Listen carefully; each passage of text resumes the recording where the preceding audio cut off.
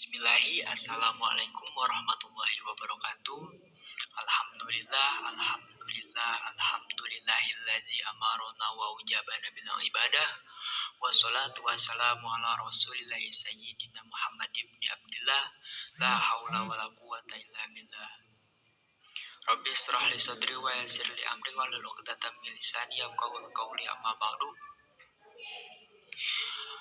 Yang terhormat yang saya hormati Ibu Hajah Bidik Nabila selaku dosen pengampu mata kuliah studi hadis. Dan sebelum saya mempresentasikan pengertian atau pembagian hadis ini, izinkan saya memperkenalkan diri. Perkenalkan, nama saya Ilham Wilam Al-Fajri dari kelas MPIB. Baiklah, langsung saja. Ilmu hadis terbagi menjadi dua.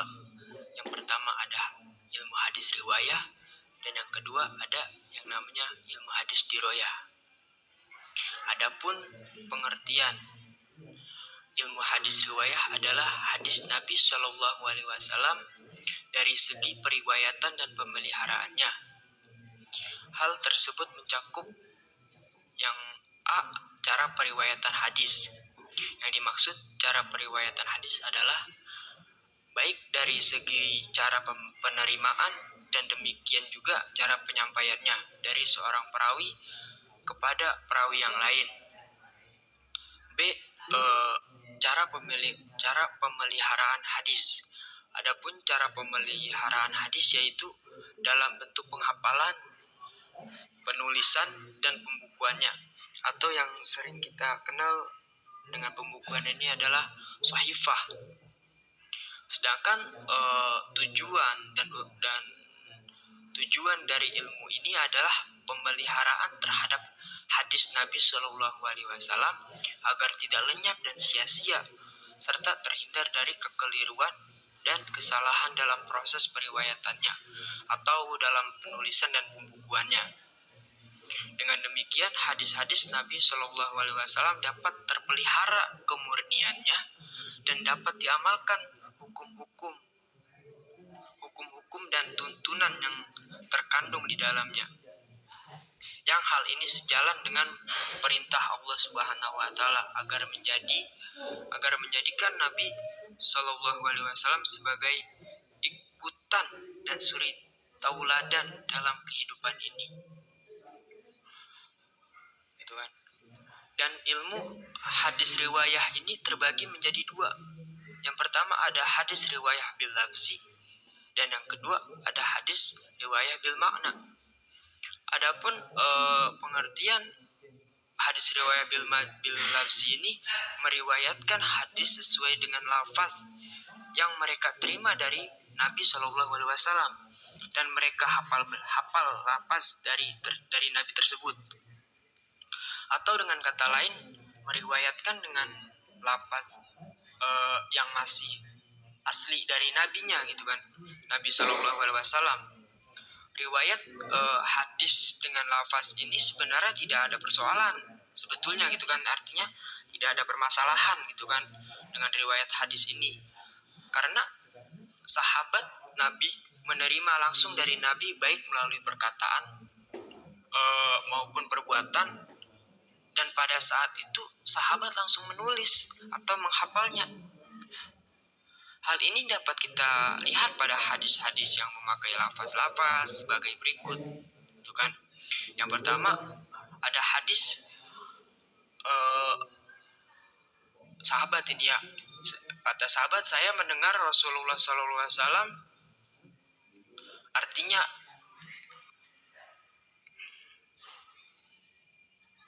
saya mendengar Rasulullah Shallallahu Alaihi Wasallam, itu kan, salah satu sahabat mendengar, gitu kan, hadis ini dari Al-Mughirah radhiyallahu anhu.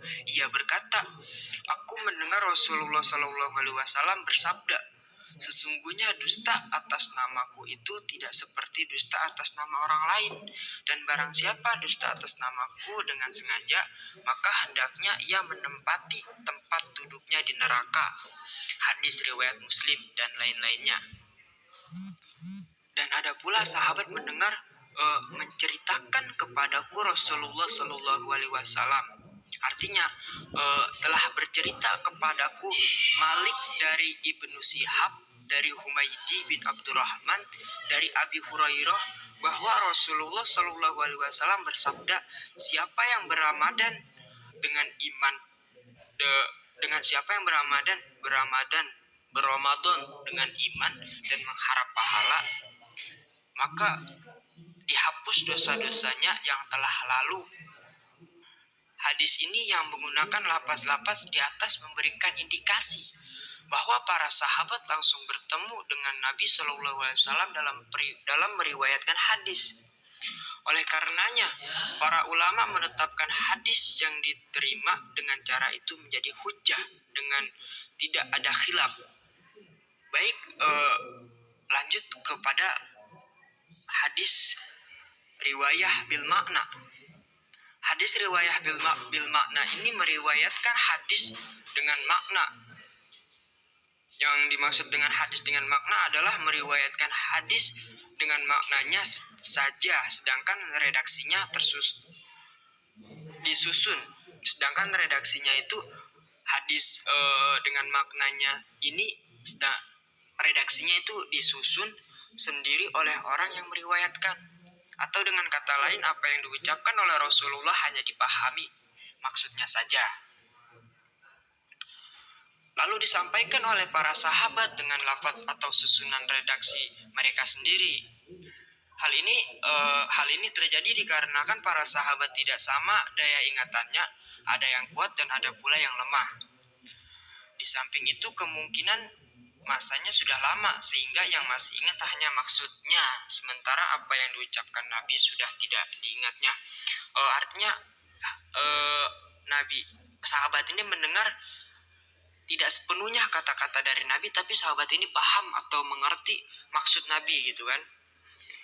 Menukil atau meriwayatkan hadis secara makna ini hanya diperbolehkan ketika hadis-hadis belum terkodifikasi. Adapun contoh hadis maknawi adalah sebagai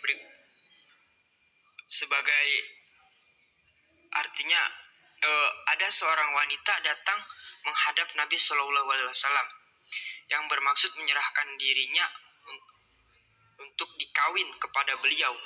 Tiba-tiba ada seorang laki-laki berkata, "Ya Rasulullah, nikahkanlah wanita tersebut kepadaku." Sedangkan laki-laki tersebut tidak memiliki sesuatu untuk dijadikan sebagai maharnya selain dia hafal sebagian ayat-ayat Al-Quran. Maka lalu Nabi berkata kepada laki-laki tersebut, "Aku nikahkan engkau kepada wanita tersebut dengan mahar atau mas kawin berupa mengajarkan ayat Al-Quran." Dalam satu riwayat disebutkan, "Aku kawinkan engkau kepada wanita tersebut dengan mahar berupa atau mengajarkan ayat-ayat Al-Quran." Dalam riwayat lain disebutkan, "Aku kawinkan engkau kepada wanita tersebut atas dasar mahar berupa mengajarkan ayat-ayat Al-Quran." Baik, lanjut kepada pembagian hadis yang kedua, yakni ilmu hadis diroyah. Adapun ilmu hadis diroyah ini Ibnu Al-Akfani memberikan definisi ilmu hadis diroyah, dan ilmu hadis yang khusus tentang diroyah adalah ilmu yang bertujuan untuk mengetahui hakikat riwayat, syarat-syarat macam-macam dan hukum-hukumnya, keadaan para perawi, syarat-syarat mereka, jenis yang diriwayatkan, dan segala sesuatu yang berhubungan dengannya. Adapun syarat-syarat periwayatan yaitu al-sama atau mendengar, membaca, perizinan gitu kan. Jadi sahabat ini meriwayatkan hadis juga dengan cara yang pertama mendengar, membaca, perizinan, atau member gitu kan, dengan cara menulis, dengan cara memberitahukan, dan ada yang namanya dengan cara wasiat, dan yang terakhir adalah penemuan. Jadi sahabat-sahabat ini atau para tabi'in meriwayatkan hadis itu atas dasar sebagai tersebut gitu kan, dari membaca, perizinan member gitu kan, menulis, memberitahukan, dan berwasiat. Dan terakhir adalah penemuan, dengan penemuan hadis-hadis atau perkataan-perkataan Nabi gitu kan. Dan adapun macam-macam riwayat adalah seperti periwayatan mutasil gitu kan, atau periwayatan yang tersambung gitu. Mulai dari perawi pertama sampai kepada perawi terakhir, atau yang disebut mungot, yaitu periwayatan yang terputus, baik di awal, di tengah, atau di akhir, dan selainnya hukum riwayat. Gitu kan? Hukum riwayat adalah al-qabul, yaitu diterimanya suatu riwayat karena telah memenuhi persyaratan tertentu. Gitu kan? Dan ada hukum riwayat ini ada yang diterima dan ada yang ditolak. Dan ditolak itu adalah al-rad, yaitu ditolak gitu kan, karena adanya persyaratan tertentu yang tidak terpenuhi. Artinya hadis ini ditolak karena ada persyaratan yang tidak terpenuhi, atau hadis sanadnya itu bisa dikatakan terputus gitu kan, yang menjadi syarat tidak terpenuhinya. Atau ada definisi yang lebih ringkas namun komprehensif tentang ilmu hadis diroyah yang dikemukakan oleh Muhammad Ajaz Al-Khatib. Dikata Muhammad Ajaz Al-Khatib, ilmu hadis diroyah adalah kumpulan-kumpulan kaidah dan masalah-masalah untuk mengetahui keadaan rawi dan narwi dari segi diterima atau ditolaknya. Al-Khatib lebih lanjut menguraikan definisi di atas gitu kan. Al-rawi atau perawi adalah orang meriwayatkan atau menyampaikan hadis dari satu orang kepada orang lainnya gitu kan. Sedangkan al-marwi adalah segala sesuatu yang diriwayatkan, yaitu suatu yang disandarkan kepada Nabi Shallallahu Alaihi Wasallam atau kepada yang lainnya, seperti sahabat atau tabiin gitu kan. Keadaan perawi dari segi diterima atau ditolaknya adalah mengetahui keadaan para perawi dari segi zer atau tak adil gitu kan. Tak adil ketika tahammul dan abda al hadis dan segala sesuatu yang berhubungan dengannya dalam kaitannya dengan ittisal al sanad, bersambungan ittisal al sanad atau persambungan sanad gitu kan, atau terputusnya sekalipun. Adanya i'lat atau tidak yang menentukan diterima atau tidaknya suatu hadis, ini yang menentukan diterima atau ditolaknya hadis itu, ya itu tadi gitu kan, yang seperti apa yang saya jelaskan sebelumnya gitu kan. Adapun inti dari mempelajari kedua atau hadis riwayah dan hadis diroyah ini adalah ilmu pengetahuan yang membicarakan cara-cara persambungan hadis sampai kepada Rasulullah SAW, dari segi al-ihwal para perawinya yang menyangkut kedobitan dan keadilannya, dan dari segi bersambung dan terputusnya sanad gitu kan. Pada perkembangan selanjutnya maka ilmu atau ulama mutakhirin ini membagi ilmu hadis ini dipecah menjadi dua gitu kan. Jadi yang membagi ilmu hadis ini hingga menjadi ada hadis riwayah dan diroyah ini adalah ulama mutakhirin gitu kan. Beliau membagi menjadi dua, yaitu ada hadis riwayah dan diroyah gitu kan.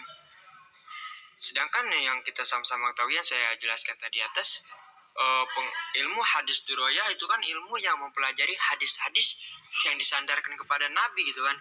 Ini pada dasarnya hadis riwayah itu ilmu pengetahuan yang mempelajari hadis-hadis yang disandarkan kepada Nabi Shallallahu Alaihi Wasallam, baik berupa perkataan, perbuatan, takrir, tabiat maupun tingkah lakunya, gitu kan?